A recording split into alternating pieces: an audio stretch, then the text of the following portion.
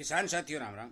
आशा और उम्मीद करता हूं कि आप सब ठीक ठाक हो। साथियों, आज मैं आपको वो तरीका बताने जा रहा हूं कि आप जो खाद बाजार से लेते हैं उस खाद को असली है या नकली आप चेक कैसे करें।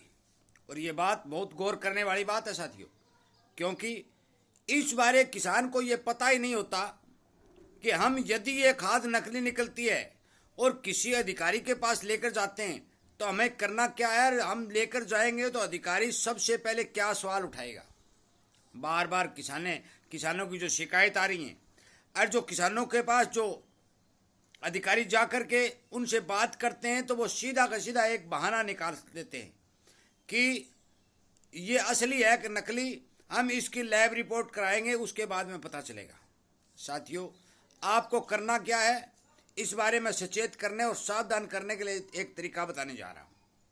वो तरीका आप गांठ बांध लें, हर खाद खरीदते समय उस तरीके का इस्तेमाल करें। साथियों, आप सभी को पता है कि मैं इस चैनल के ऊपर लगातार किसान को जागृत करने के लिए, किसान को सावधान और सचेत करने के लिए हर तरह के वीडियो अपलोड कर रहा हूँ। और यदि आपको भी इसी तरह की जानकारी की आवश्यकता है तो आप इस चैनल को सब्सक्राइब करके इसके साथ जुड़ जाए, ताकि आपको इस तरह की बारीकियां जो किसान को पता होना चाहिए उस बात का पता चल सके। ज़्यादा से ज़्यादा किसानों तक शेयर करके ये मेरी बात उन किसानों तक पहुंचाने की कोशिश करें कि खाद खरीदते समय सबसे पहले आपको किस बात का ध्यान रखना है। साथियों, जब भी किसान खाद खरीदता है वो बैग लेकर खेत में जाता है, जब खेत में या अपने घर में जाकर के वो बैग को खोलता है, जब उसे नकली खाद दिखाई देती है तो वो 5-10 किसानों को इकट्ठा करता है। फिर वो अधिकारियों को फोन करते हैं। अधिकारी हो सकता है कि उसके खेत में भी पहुंच जाएं और उस खाद को चेक करते हैं तो वो कहते हैं कि बैग खुला हुआ है। सबसे पहले तो एक ध्यान रखने वाली बात है कि आपको बैग नहीं खोलना है, परखी ले लें।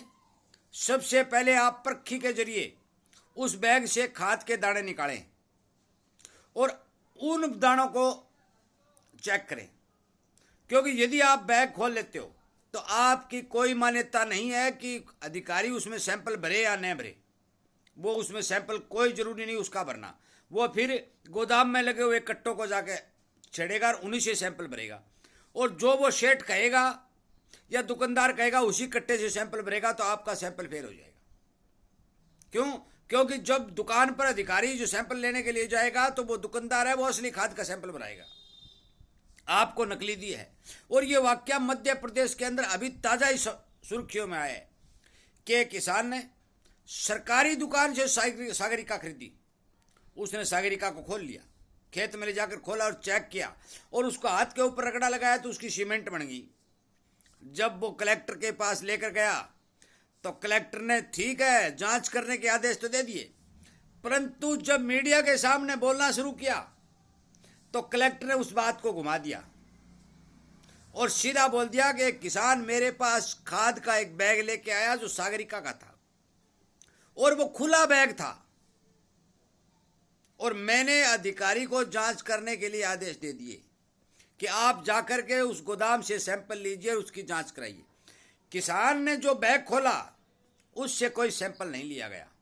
ये बात नोट करने वाली है। यदि आप भी नकली खाद की चपेट में आ जाते हैं और आकर के बैग को खोल लेते हैं तो आप वाले बैग से भी कोई सैंपल नहीं भरा जाएगा। इसलिए कृपया करके सबसे पहले तो इस बात को सुनिश्चित करें कि हम जो ही चाहे पोटास खरीदें, चाहे सागरिका खरीदें, चाहे डीएपी खरीदें, चाहे एसएसपी खरीदें, जो भी खाद आप खरीद रहे हो उसको परखी की सहायता से वहीं पर चेक करें दुकान पर, और दुकान पर चेक करने के बाद ही लोडिंग करवाएं। ये बात एक नोट करने वाली है। और सबसे बड़ी सावधानी यही है कि आप नकली खाद को पकड़वा सकते हैं। ये बात आप फिर मैं दोबारा बता रहा हूं कि जिस दुकान से आप खाद खरीद रहे हैं उस दुकान में जाकर के जहां से बैग डाले जा रहे हैं आप परखी लीजिए, परखी के हिसाब से उसके दाने निकालिए और उनको चेक करिए।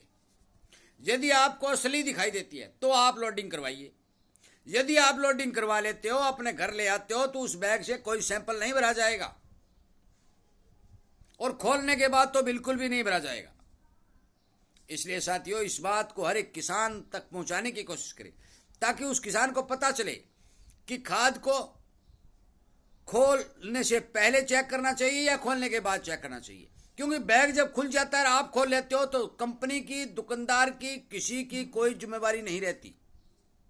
परंतु बंद बैग के ऊपर जो दुकान में पड़ा है, जो गोदाम में पड़ा है, और वहां यदि आप सैंपल चेक करते हो तो हर दुकानदार की, हर कंपनी की जिम्मेवारी होगी कि इस बैग से सैंपल लिया गया है। साथियों ये बात बहुत गौर करने वाली है। इसलिए मेरा आपसे विनय निवेदन है कि आप हर किसान को ये बात बताएं कि जो ही आप खाद खरीदें आप दुकान के अंदर पर्ची की सहायता से उस खाद को चेक करें।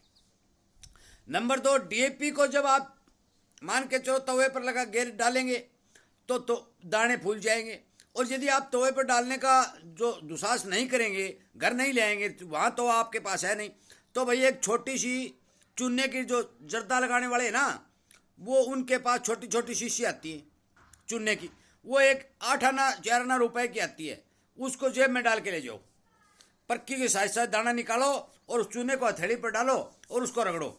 यदि दुर्गंध आती है तो आप मान के चलो कि पक्का का पक्का डीएपी नकली है। अब मैं बता रहा हूं पोटाश की। पोटाश भाई मैं स्पष्ट कह चुका हूं कि नमक को लाल करके दिया जा रहा है। असली पोटाश और नकली पोटाश का पता तो लैब में चलेगा, किसान उसकी टेस्टिंग नहीं कर सकता क्योंकि हमारे पास टेस्टिंग रिपोर्ट यहां है नहीं, हम नहीं कर सकते। परंतु जिस चीज की टेस्टिंग हम कर सकते हैं वो हम कर सकते हैं जिस तरीके से कि डीएपी के अंदर यदि हम थोड़ा चूना मिलाएंगे तो बुदबू मारना शुरू कर देगी। एसएसपी के दाने में कोई बुदबू नहीं आएगी, वो कठोर और सख्त होंगे। एक पहचान हो रहा है, डीएपी का दाना ऊपर से काला होगा तो अंदर से भी काला होगा, पूरा का पूरा काला होगा। वो कई बार देखा गया है कि ऊपर से काला है अंदर से भूरा है, धोड़ा है, तो आप सोच लो कि नकली है। इसी तरह सुपर का भी सिस्टम है। सुपर का दाना यदि कठोर है और एक ही रंग का है तो असली है। साथियों यूरिया की पहचान करने की जरूरत नहीं, क्योंकि यूरिया में तो कोई खास ज्यादा मिलावट करने की संभावना ही नहीं बनती है। कृपया करके मेरे इस बात को ध्यान दें और सबसे महत्वपूर्ण तरीका पर्ची की सहायता से खाद को चेक करके लोड करें ताकि अधिकारी ये बात न कह सके कि किसान खुला बैग लेकर आया। इसलिए आप बैग को तभी खोलें तब आपको तसल्ली हो जाए कि यह पूर्ण रूप से असली है। वीडियो सुनने के लिए, शेयर करने के लिए और हर किसान को इस बारे जागरूक करने के लिए आप सबका धन्यवाद करते हुए मैं इस वीडियो को विराम देता हूं। और मैं उम्मीद करता हूं कि बाजार के अंदर जो जितने भी नकली सामान लगातार धड़ल्ले से बिक रहा है, जो आप सबको पता भी है, उस पर अंकुश लगाने के लिए आप इस जागरूकता अभियान को जरूर सफल बनाएंगे। जय हिंद।